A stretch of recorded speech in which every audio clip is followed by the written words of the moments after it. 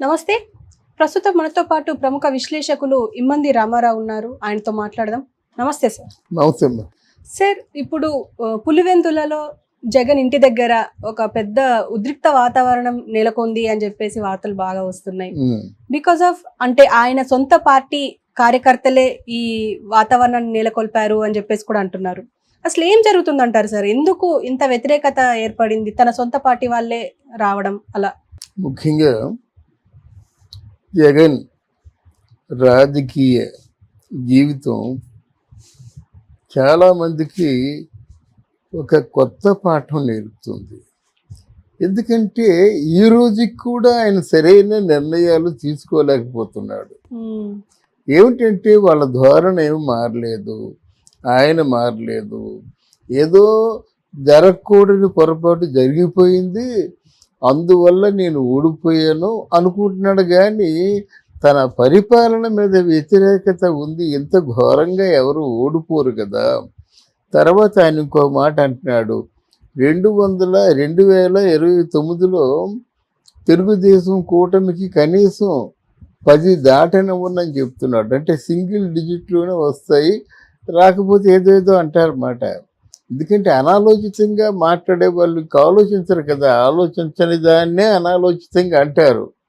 అసలు ముందు ఎందుకు ఓడిపోయాం, ఏం తీసి పక్కన పెట్టాడు, వెంటనే ప్రజలు కూడా ప్రశ్నిస్తారు. మరి అంతకుముందు 2019లో నువ్వు ఈవీఎంల వల్లే గెలిచావని అంటారు కదా. ఈ ప్రశ్నకు సమాధానం రెడీగా ఉంది, గతంలో నువ్వు చేసింది.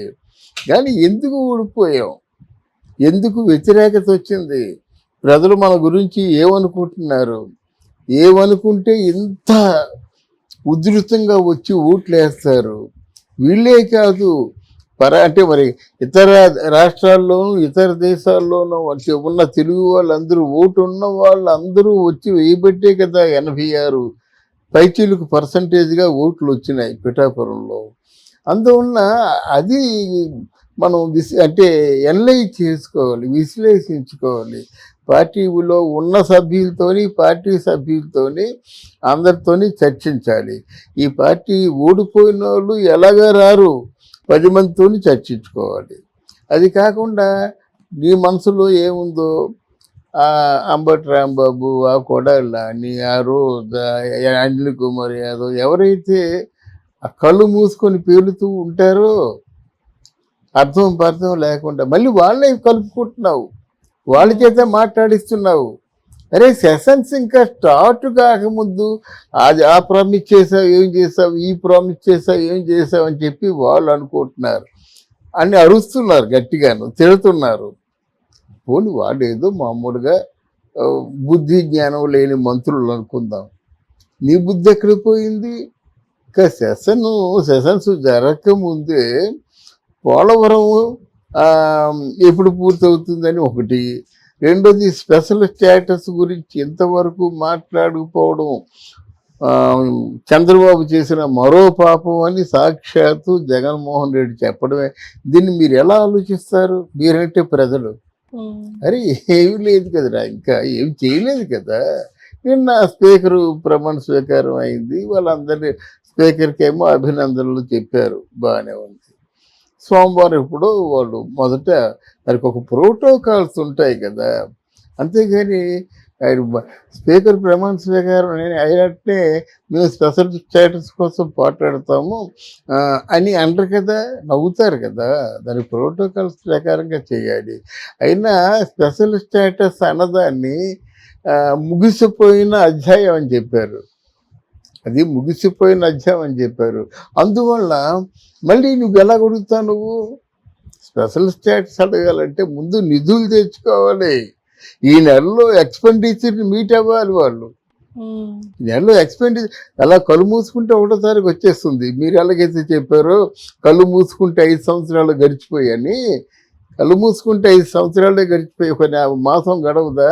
మాసం అంటే గవర్నమెంట్కి ఎలా ఉంటుందో తెలిసిన మొత్తం ఇవన్నీ మీట్ అవ్వాలి, శాలరీస్ మీట్ అవ్వాలి, అన్నీ మీట్ అవ్వాలి కదా.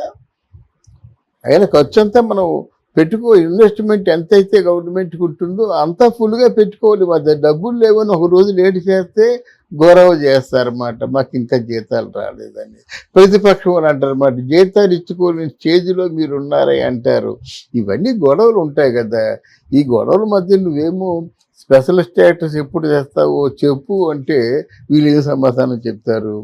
ఈ ఉపోద్ఘాతం ఎందుకు చెప్పానంటే, పులివెందుల్లో వాళ్ళ పార్టీ వాళ్ళే తిరగబడ్డారు. అసలు పులివెందుల్లో నీ నేపథ్యం ఏమిటి? నీ చెల్లి షర్మిల, ఇంకొక చెల్లి సునీత, వీళ్ళిద్దరూ నిన్ను తిట్టకుండా తిట్టారు. ఫయానా నీ తల్లే మా షర్మిలమ్మకి ఓటేయండి అని చెప్పింది. ఇది నీ నేపథ్యం ప్రస్తుతాన్ని పులివెందుల్లో. అందరూ వీడెక్కిపోయి ఉన్నారన్నమాట. నువ్వు పులివెందుల బిడ్డవేనా? అక్కడ అందరూ ప్రేమిస్తున్నది బీటెక్ రవిని, తెలుగుదేశం పార్టీ. ఓడిపోయినప్పుడు కూడా ఆయన పెద్ద ఆఫీసు అంతా సక్రమంగా అంటే జన ప్రజా దర్బార్లు ఇవన్నీ మెయింటైన్ చేసుకుంటూ పులివెందులని నమ్ముకొని ఉన్నాడు. నువ్వు ఎప్పుడో ఎలక్షన్లో పోటీ చేసే ముందు వస్తావు, నమస్కారం పెడతావు. మళ్ళీ 5 సంవత్సరాల తర్వాత వస్తే ఏం చేస్తారు ప్రజలు? కడుపు మంట, తిరగబడ్డారు.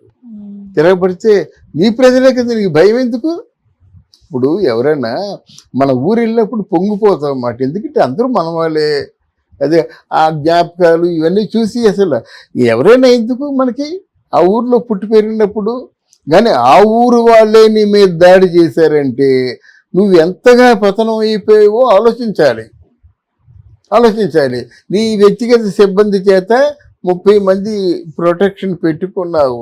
వాళ్ళు ఏం చేస్తారు? మాట వినకపోతే లాఠీ చార్జ్ చేస్తారు, కొడతారు, బౌన్సర్లు అయితే గుద్దుతారు. అయితే నువ్వు చంపేది ఎవరిని? నీ ప్రజలనే కదా. అందువల్ల నువ్వు చేసిన పనులు నీ సొంత గడ్డ మీదే తిరుగుబాటు చేయించేలా చేశాయి.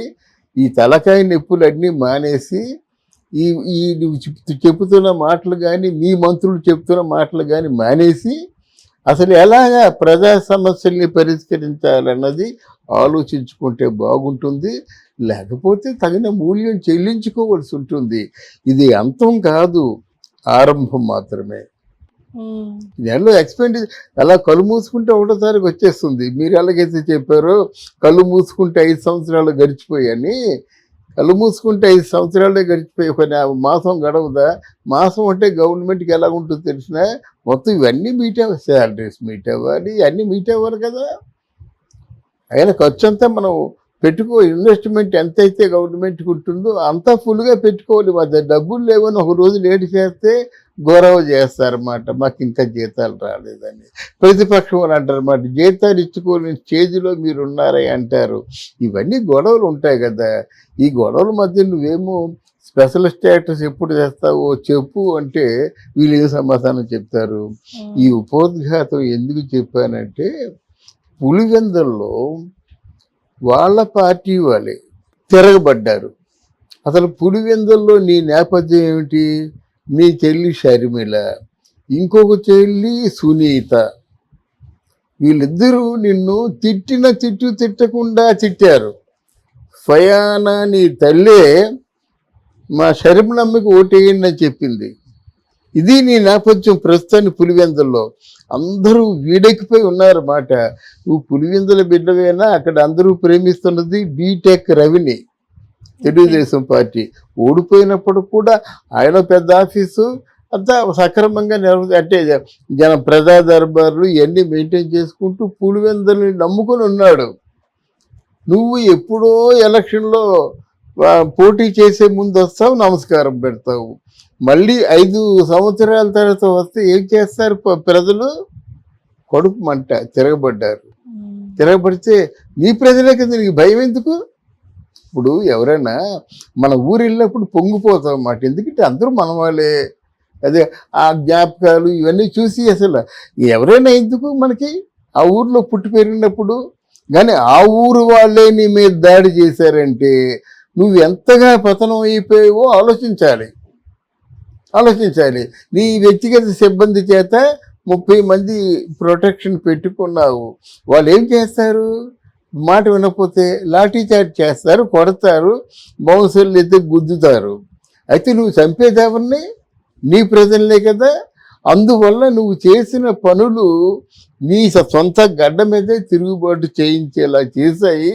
ఈ తలకాయ నొప్పులన్నీ మానేసి ఈ ఈ నువ్వు చెబుతున్న మాటలు కానీ, మీ మంత్రులు చెప్తున్న మాటలు కానీ మానేసి అసలు ఎలాగా ప్రజా సమస్యల్ని పరిష్కరించాలన్నది ఆలోచించుకుంటే బాగుంటుంది. లేకపోతే తగిన మూల్యం చెల్లించుకోవాల్సి ఉంటుంది. ఇది అంతం కాదు, ఆరంభం మాత్రమే. Okay sir, thank you. Thank you very much.